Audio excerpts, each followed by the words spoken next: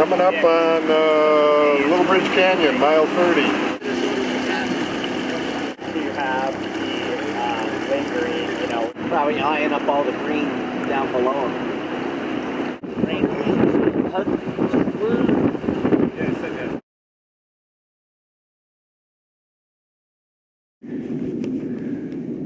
A lot more, like the window was better preserved.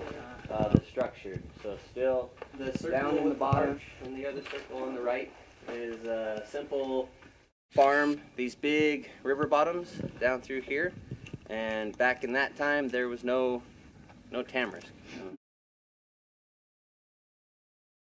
Here's a satellite view of the Colorado River showing the loop. Here's the Colorado we just came down, and we hiked up the saddle. This trail is a shortcut to get over to the other side. The area is called the Loop. We had a 1 to 2 mile hike to get up here and back down the other side, where we will reboard the rafts.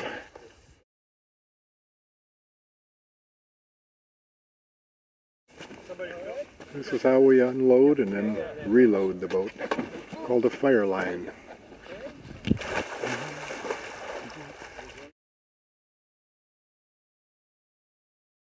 This is the groover arrangement. This is to keep sand out of it. And voila! And this is the view from when you're on the groover.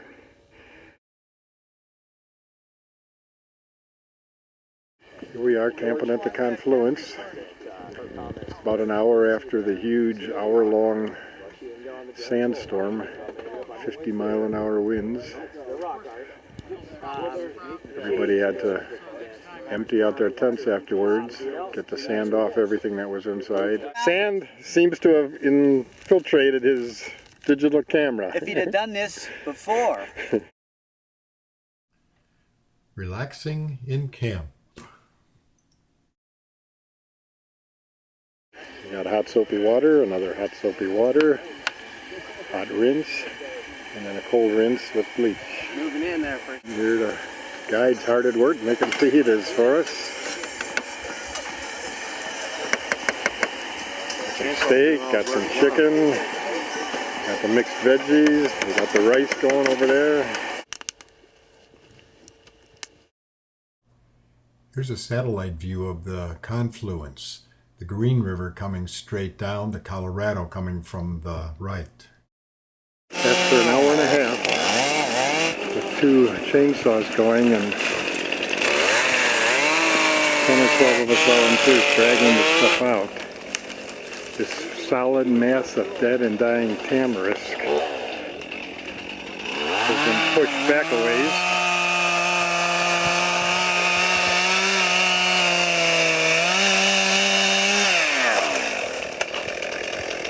We're starting to see what will be a campsite there. Oh, we're making a mess. Thought you were cleaning up in there. This whole area has been opened up just today.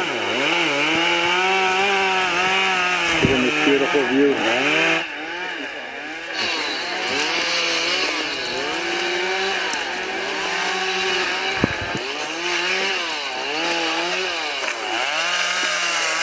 Here's where the second crew is working. Yeah.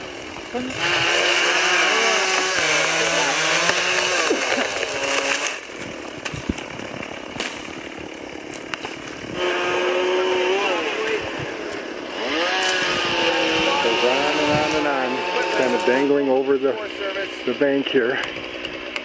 And next spring when high water comes,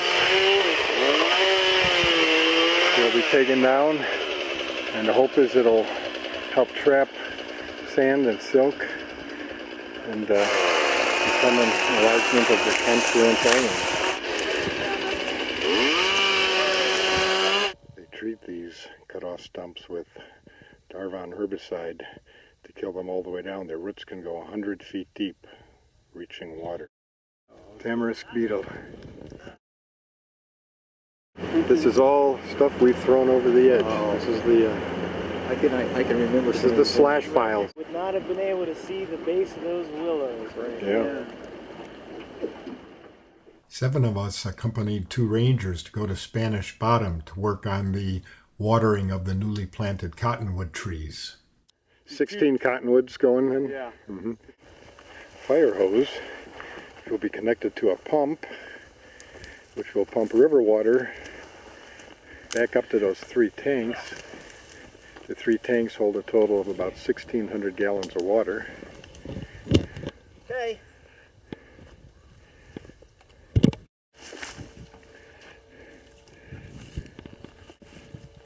The black tubing for the drip irrigation system. Making sure all the connections are tight. Skylar's tossing it to Steve. I hooked that up right. Took a few kinks out. You can tell when they're out because the line gets charred. Gordy says we got water coming in. We want 5 of the drippers working per tree. We want 1 drop per second. And each drip tube goes into a pipe which takes the water down to the root level. Sacred Datura is a natural occurring plant here. And with the tamarisk gone now, it's having a resurgence, and obviously the bees like it too. Removing Russian thistle, another invasive. And I just stick it off on the side, it'll dry and die and become tumbleweed. Motoring back to camp at the confluence. John Wesley Powell named the formations up at the top of the cliff the Doll House. How come that you're not reading? So I hate hiking. It's around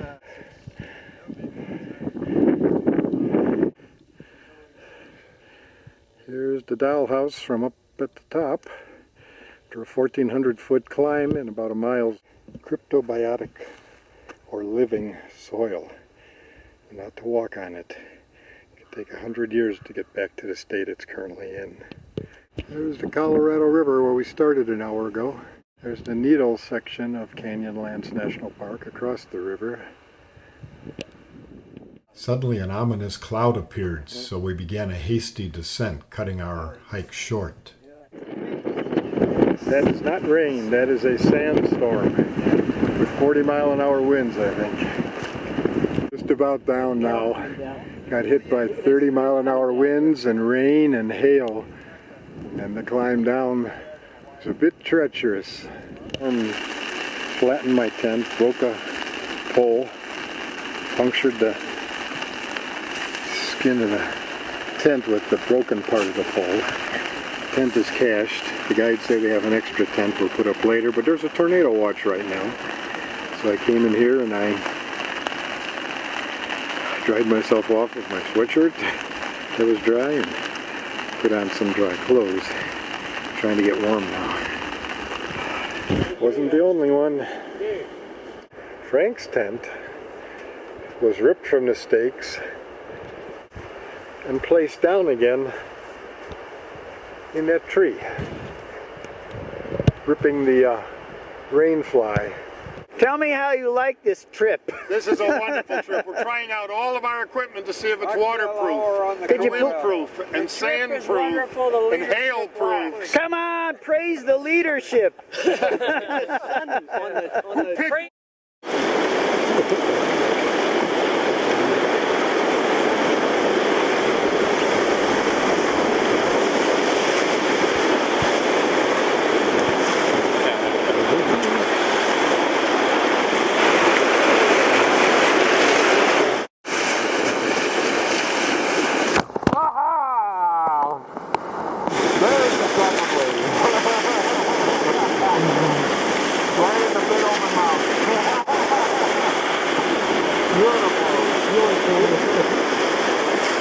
Damn it, I got wet feet again.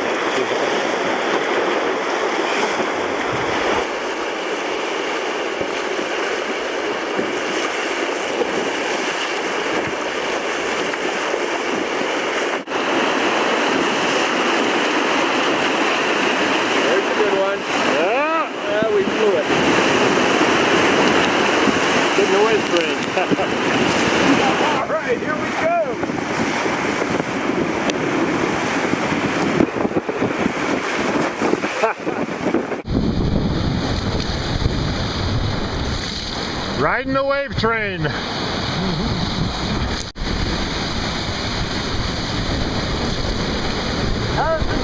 that the big hole?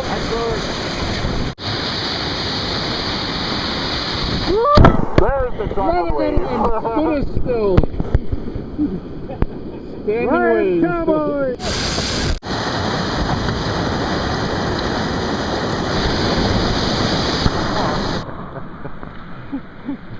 Beautiful, Jeremy. Take a bow.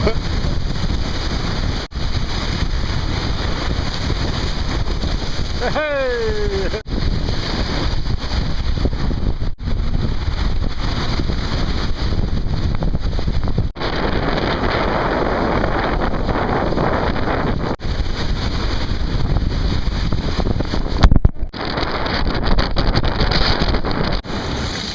Riding the wave train.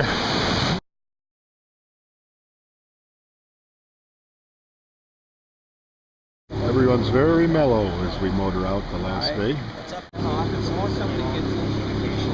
Yeah. They find more there to the Highway 95 bridge, Dirty Devil River. We're off the river now. The upper left is where the Colorado comes in to the upper end of Lake Powell right here. And Lake Powell continues for another 168 miles to get to the Glen Canyon Dam at Page, Arizona.